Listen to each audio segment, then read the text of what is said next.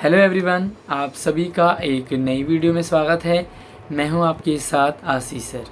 और प्यारे बच्चों, जैसे कि आपको पता है कि आजकल कंप्यूटर के बिना ऐसा लगता है लाइफ कुछ है ही नहीं। सारे काम कंप्यूटर से होते हैं।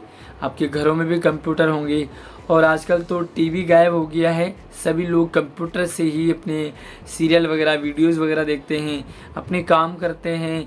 गेम वगैरह भी लोग कंप्यूटर पे ही खेलते हैं। तो सारे काम कंप्यूटर पे ही आजकल होते हैं। तो कंप्यूटर के बारे में हमें बेसिक चीज़ें पता होनी चाहिए। तो आज ही हमारी वर्कशीट कंप्यूटर की है और ये आपकी 6, 7 और 8 तीनों क्लासेस के लिए कॉमन वर्कशीट है। कंप्यूटर की आपने एक अलग से कॉपी बनानी है और उसे अपने क्लास टीचर को ही सेंड करना है। तो चलिए जानते हैं हम कंप्यूटर के फंडामेंटल यानी कि कंप्यूटर के मूल सिद्धांत। कंप्यूटर की बेसिक चीज़ें सभी को पता होनी चाहिए क्योंकि आगे चल कर के हमें कंप्यूटर पे ही काम करना है। तो चलिए वीडियो को लाइक करने के साथ साथ अपने दोस्तों को भी ज़रूर शेयर कीजिए। तो आज हम पढ़ते हैं आउटपुट और इनपुट डिवाइस, है ना। Output unit, output device computer के अंतिम परिणामों को मानव समझने योग्य रूप में प्रस्तुत करता है। एग्जाम्पल के लिए मॉनिटर आपने देखा होगा। एक तो क्लास में मॉनिटर होते हैं, वो वाला मॉनिटर नहीं, यहाँ पर हम कंप्यूटर को मॉनिटर कहते हैं। और दूसरा है मुद्रक यानी कि प्रिंटर। ठीक है, तो थोड़ा सा और देखते हैं यहाँ पर। सबसे पहले हम जानते हैं कि मॉनिटर क्या होता है। तो मॉनिटर एक टेलीविज़न स्क्रीन की तरह दिखता है। लाइक आप यहाँ पर देख सकते हैं, ये टेलीविज़न की तरह दिखता है। इसमें वीडियोज़ देख सकते हैं, इसमें आप गेम खेल सकते हैं। तो जो भी आपको स्क्रीन पे दिखाई देता है ना, वो आपका मॉनिटर कहलाता है। कंप्यूटर में बहुत सारे चीज़ें होती हैं, लेकिन जो स्क्रीन दिखाई देती है जिस पे कि आप गेम खेलते हैं, जिस पे कि आपके बड़े भाई बहन काम करते हैं, तो स्क्रीन पे कुछ दिखाई देता है। वही स्क्रीन जैसे यहाँ पर क्या दिख रहा है आपको, कार्टून दिखाई दे रहा है। तो ये कार्टून जो है ना, ये पूरा यहाँ से यहाँ तक क्या है आपका मॉनिटर है। इसे विजुअल डिस्प्ले यूनिट भी कहते हैं, VDU। तो कई बार आपसे पूछ लिया जाएगा कि भाई वीडियो क्या है। तो वीडियो क्या है, आपका एक मॉनिटर है जो कि टीवी की तरह दिखता है। और इसका उपयोग किस लिए किया जाता है, कंप्यूटर से जानकारी प्रदर्शित करना। हमने कुछ भी कंप्यूटर पे देखना है, कंप्यूटर के अंदर है क्या, तो जो भी कुछ हमें दिखेगा, जहाँ भी दिखेगा, वो हमारा क्या हो जाएगा, मॉनिटर। ठीक है। और मॉनिटर क्या होते हैं, अनेक प्रकार के होते हैं। कुछ आपके रंगीन होते हैं, तो कुछ ब्लैक एंड वाइट होते हैं। ब्लैक एंड वाइट भी होते हैं और कुछ कलरफुल भी होते हैं मॉनिटर। तो चलिए अगर मैं आपको ये बताऊं कि ये वाला मॉनिटर, ये वाला स्क्रीन कलरफुल है कि ब्लैक एंड वाइट है, तो ये आपका कलरफुल है, कलर मॉनिटर है। क्योंकि यहाँ पर देखो आपको कलर दिखाई दे रहा है, लाइक मुंह का कलर अलग है और ये यहाँ पर ब्लू आपको नज़र आ रहा है। तो ये आपका क्या है, कलरफुल है। और अगर हम इसकी बात करें तो ये जो हैंड दिख रहे हैं आपको, ये कैसे ब्लैक एंड वाइट है। ठीक है, तो चलिए आगे देखते हैं। चलिए, तो दूसरा है हमारा प्रिंटर। तो प्रिंटर सबसे पहले आप देख लेते हैं प्रिंटर होता क्या है। इस तरीके का देखो, यहाँ पर क्या करते हैं हम, कोई भी फ़ोटो होती है आपके फ़ोन में या आपके कंप्यूटर पे, जो भी फ़ोटो होती है या जो भी डाटा होता है, अगर हमें वो अपने हाथ में देखना है तो हम प्रिंट करते हैं। तो देखो यहाँ से पेजेस डालते हैं और ये यहाँ से इस तरह से निकलता है। देखो ये फूल निकल के आ गया। तो लाइक आप इसमें अपने फ़ोटो, जो भी आप फ़ोटो खींचते हैं अपने फ़ोन में, आप उन्हें भी प्रिंट कर सकते हैं। तो ये आपकी क्या होगी, प्रिंटर मशीन है, इसे कहते हैं हम प्रिंटर। तो आगे देखते हैं। तो प्रिंटर कंप्यूटर से डेटा को कागज़ पर स्थानांतरित करने के लिए हम प्रिंटर का प्रयोग करते हैं। जो कुछ भी कंप्यूटर के अंदर है, जो कुछ भी आपको उस मॉनिटर पे दिखाई दे रहा है, अगर आपको प्रिंट चाहिए, कागज़ पर चाहिए, तो उसके लिए आपको प्रिंटर की ज़रूरत पड़ती है। तो आपने देखा होगा, आपके आसपास पड़ोस में भी होते हैं, फोटोस्टेट की दुकानें होती है, तो प्रिंट निकलता है ना, तो वही आपका क्या होता है, प्रिंटर कहलाता है। और ये भी जो है 2 प्रकार के होते हैं। देखो, कुछ तो कलरफुल प्रिंटर होते हैं, कुछ ब्लैक एंड वाइट होते हैं। कुछ जो पेजेस है ना, जैसे आपने फ़ोटो निकाली, तो फ़ोटो में कुछ फ़ोटो आपकी ब्लैक एंड वाइट आ सकती है और कुछ आपकी कलरफुल आ सकती है। तो कलर वाला प्रिंटर और ब्लैक एंड वाइट प्रिंटर। अब हम देखते हैं कंप्यूटर की मेमोरी। मेमोरी यानी कि दिमाग, जैसे हमारा दिमाग होता है ना, ये दिमाग है हमारा, तो हमारे पास तो एक ही दिमाग है, लेकिन क्या होता है मानव मस्तिष्क की तरह ही होता है। और जैसे हमें ये पता है कि भाई हमारा नाम क्या है, क्योंकि हमें याद है, मेमोरी में सेव है। जैसे हम आपकी फैमिली में कितने मेंबर हैं, मम्मी पापा भाई बहनों के नाम क्या हैं, आपने कल क्या खाया, आप 1 महीना पहले, 1 साल पहले, 5 साल पहले की बात को भी हम याद कर लेते हैं। कैसे करते पता है? क्योंकि हमारे मेमोरी में सेव है। इसी तरह से कंप्यूटर पर भी मेमोरी होती है। इसका उपयोग डेटा और निर्देशों को संग्रहित करने के लिए किया जाता है, यानी कि हम स्टोर करते हैं कोई भी चीज़ें।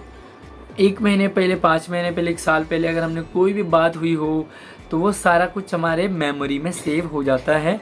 तो इसी तरह से कंप्यूटर की भी एक मेमोरी होती है।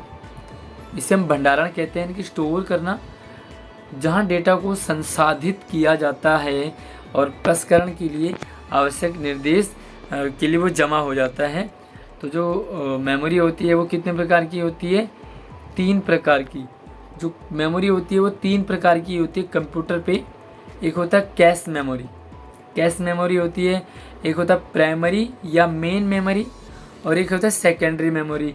लाइक अगर हम आपके फ़ोन की बात करें तो फ़ोन में भी मेमोरी कार्ड होते हैं ना, तो एक कौन सी मेमोरी होती है? कैश मेमोरी, जो अपने आप फुल होती रहती है। जब भी आप देखते हैं आपके फ़ोन का डाटा भर जाता है, जबकि आप देखते हैं उसमें फ़ोटो भी नहीं है, कोई गाने नहीं है, लेकिन भर क्यों रहा है? तो भर रहा है ना जो, वो आपका कौन सा हो गया? Cache memory. उसके बाद मेन मेमोरी यानी कि जो फ़ोन का अपना मेमोरी इंटरनल, और एक सेकेंडरी यानी कि मेमोरी कार्ड उसमें ऐड करते हैं। ठीक है, तो चलिए देखते हैं कैश मेमोरी किसे कहते हैं। कैश मेमोरी एक बहुत ही उच्च गति वाली सेमीकंडक्टर मेमोरी है जो सीपीयू को गति दे सकती है।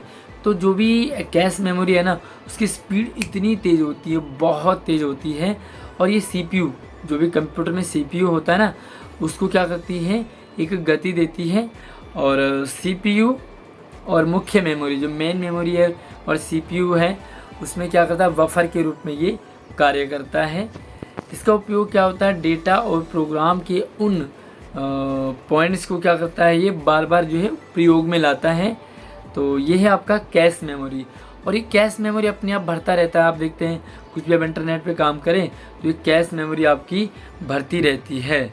तो मेमोरी देखते हैं आपके यहाँ पर, ये देखो, ये कुछ इस तरीके के नज़र आते हैं।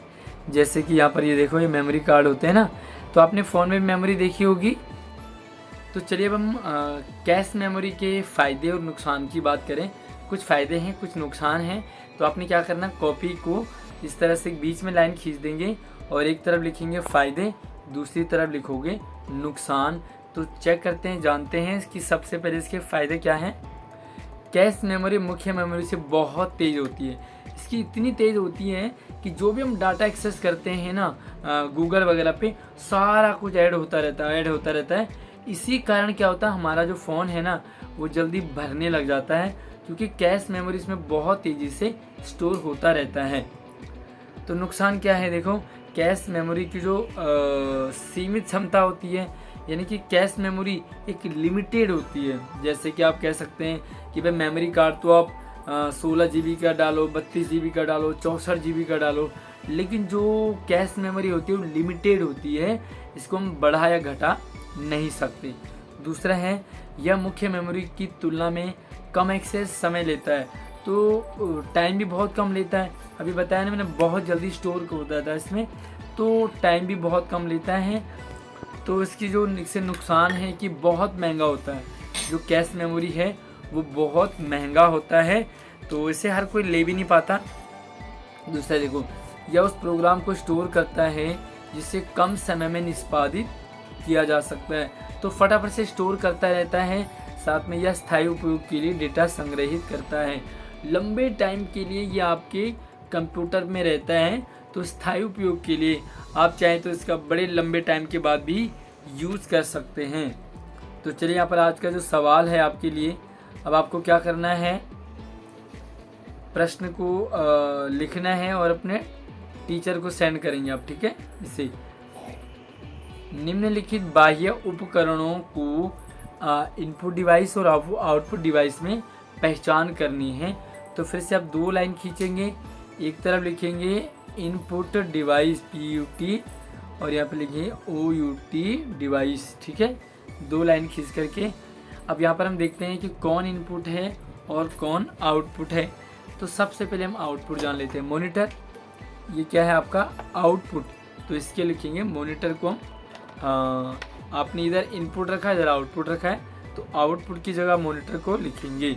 उसके कीबोर्ड क्या है, तो कीबोर्ड में आप टाइप करते हैं अंदर, यानी कि उससे जो भी टाइप किया वो कंप्यूटर के अंदर चला गया, तो ये हो गया इनपुट। इसमें लिखेंगे आप IN इनपुट। उसके बाद देखो स्कैनर, तो स्कैनर भी आपका इनपुट है, क्योंकि स्कैनर से हम स्कैन करते हैं और स्कैन किया हुआ हमें नहीं मिलता बल्कि वो दूसरे को मिल जाता है। लेज़र प्रिंटर, तो देखो भाई प्रिंट करते तो प्रिंट तो हमें मिलता है ना, तो ये हो जाएगा आपका आउटपुट। उसके बाद देखो माउस, तो माउस में भी जो भी क्लिक करते हैं हमें नहीं मिलता, वो अंदर क्लिक होता है, तो माउस भी आपका जो है वो इनपुट डिवाइस हो गया। और उसके बाद ये है स्पीकर, सॉरी यहाँ पर वक्ता नहीं, स्पीकर होता है ना, साउंड सिस्टम, तो इसे लिखेंगे स्पीकर। अब स्पीकर क्या करता है भाई, हमें देता है ना जो भी कुछ सुनाई देता है, तो ये हो गया आपका आउटपुट। और उसके बाद देखो डिजिटल कैमरा, कैमरे से फ़ोटो खींचते हैं कैमरे के अंदर चला जाता है, तो ये हो गया आपका इनपुट। अब देखो फिर से, मॉनिटर आपका आउटपुट है क्योंकि हमें दिखाता है, लेज़र प्रिंटर आपका आउटपुट है, बाकी कीबोर्ड भी इनपुट, स्कैनर भी इनपुट, माउस भी इनपुट। तो इनपुट में आप 4 लिखेंगे और आउटपुट में आपके 3 आएंगे। तो ये है आज की वर्कशीट। आई होप आपको समझ आई होगी। कितने बच्चों ने कंप्यूटर को चलाया है, आपके कितनों के घर में कंप्यूटर हैं, मुझे ज़रूर कमेंट करके बताना। और वीडियो को लाइक करने के साथ साथ अपने दोस्तों को शेयर कीजिए। नई वीडियो में कंप्यूटर के नए वर्कशीट में मिलते हैं, तब तक आप अपना ख्याल रखिए। हमारे चैनल को सब्सक्राइब करने के साथ साथ और नोटिफिकेशन को ऑन करके बाय।